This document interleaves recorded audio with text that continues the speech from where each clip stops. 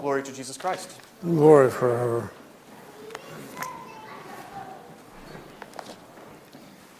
The homily is mostly on the epistle, and I really encourage you, I know you have 5 to 10 minutes today, sometime on Sunday, I'd encourage you to go, just read the first few chapters of Ephesians, and maybe if you read those first few chapters, you'll continue through. It's, as all Scripture, it's quite edifying. There are many dividing walls and barriers which separate us within our families, our communities, nations, and even separating similarly linked religions from each other. As humans, we create these barriers to recognize and distinguish sets of people. This helps us to more easily live our lives so that we don't have to rethink every single situation that we encounter all through our life, but so that we can rely on patterns or expectations we have already encountered. This is the same reason that we acquire habits, so that we don't have to reinvent how to brush our teeth every single morning and evening. But what St. Paul tells us about the dividing wall of hostility can be seen on the surface as a possible contradiction. First, this dividing wall is an actual barrier in the temple in Jerusalem, which held back the Gentiles, the non-Jewish people, from approaching the inner court of the temple. So even if Gentiles worshipped God the Father and converted to Judaism, they would still not be allowed within the inner court because of their race. The second dividing wall is the fence of the law of Moses. These laws given by God are for the Israelites' benefit. They guide the Israelites to keep clean and righteous in the eyes of God. They also protect them from outside secular influence and impurity. The law of Moses assures that the Jewish people will maintain their position as God's chosen people, and that they will continue to be a shining example for the rest of the world. But then, Jesus Christ, the Son of God, the Messiah, comes into the world to fulfill his own law and to bring a new covenant between God and now, not only the Jewish people, but God now creates a new covenant with all the peoples of the world who will freely believe in him and who will choose to be baptized into his Son. Has a new dividing wall been created? If so, it certainly is not a dividing wall of hostility, but rather a dividing wall between peace and chaos, and the line of an invitation to peace. We pray in the Psalms, "I am for peace, but when they speak, they are for fighting." Jesus came to destroy the walls between people.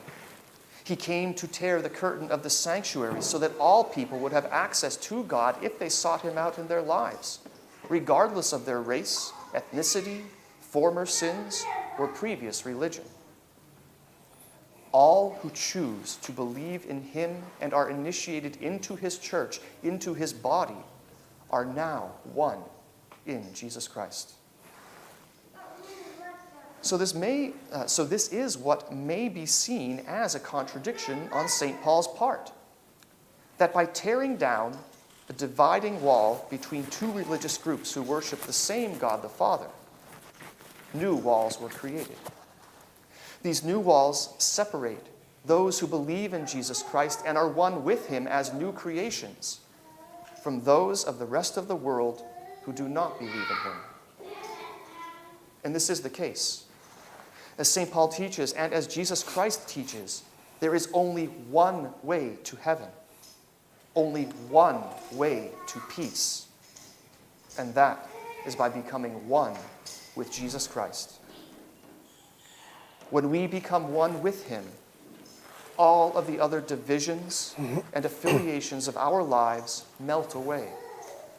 They no longer have significance and cannot effect us or influence us to act contrary to that peace that we enjoy in Jesus Christ. If the peoples of the world, and especially if the leaders of the world, were true members of the body of Christ, there would be no division. There would be no tension. There would be no war, but only peace. But as we know, with our discernment, with our knowledge of doctrine and everything that the church teaches, many of the leaders of the world have rejected Jesus Christ. And even many leaders of supposed, or at least historical, Christian nations have proven that they are not dedicated members of his body, regardless of their baptismal status, because they fail to recognize his peace and fail to pursue real peaceful solutions in the world. We do need to recognize the differences between peoples, but that recognition should not give way to violence, but rather should open up an invitation to be, to quote our epistle, to be fellow citizens with the saints and members of the household of God, built upon the foundation of the apostles and the prophets, Jesus Christ himself being the cornerstone, in whom the whole structure is joined together and grows into a holy temple in the Lord. Also, our citizenship in the household of God compels us to love our neighbor as ourselves, regardless of their nationality or religious or political affiliations. The Good Samaritan recognizes the humanity and suffering in the beaten and robbed man whom he personally encountered. And because he had love for himself and knew that he too would like to be helped if he were in such a dire situation, the Samaritan sacrifices his own time and money to bring the man back to health.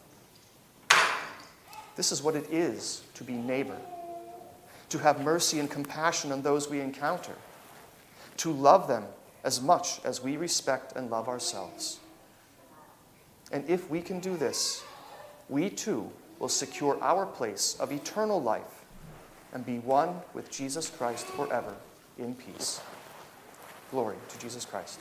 Glory forever.